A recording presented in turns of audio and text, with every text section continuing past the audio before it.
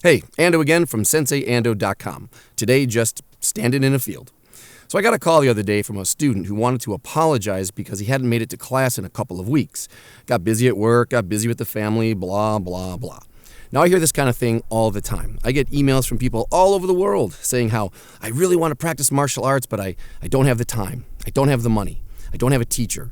I'm too old. I'm too young. I'm too out of shape. Well, if any of that sounds like you, I have a message today that I really want you to remember. And here it is.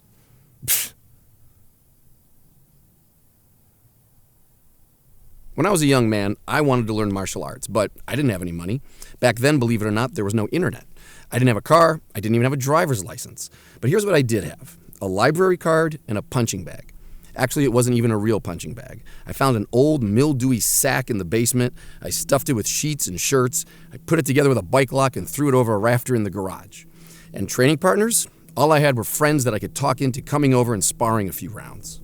Now, you may think that learning from books in a garage with some friends is a waste of time, but you'd be wrong. I learned a lot back then. Why? Because a student is a student. If you want to learn, you'll find a way to learn. And if all you can do today is stand up and start throwing some punches around, well then stand up and start throwing some punches around. Just don't hit anybody. Of course, training from books in a garage has its limitations, especially when your friends stop answering your phone calls. So sure, when I got my driver's license, I went out and I joined an official class. Even today, I still drive all over town and pay good money to take classes. But here's the funny thing. Nothing changed.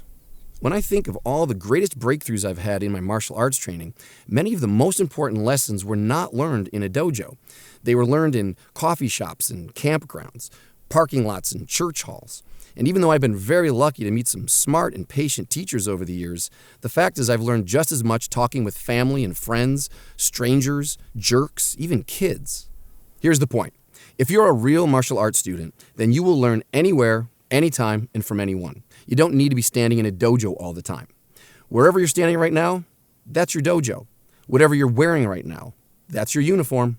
Whoever you're with, that's your teacher. And whatever you're doing, that's your lesson. So when you can get to class, absolutely get to class. But when you can't get to class, don't let a lack of time or money, transportation or access stop you from learning and growing.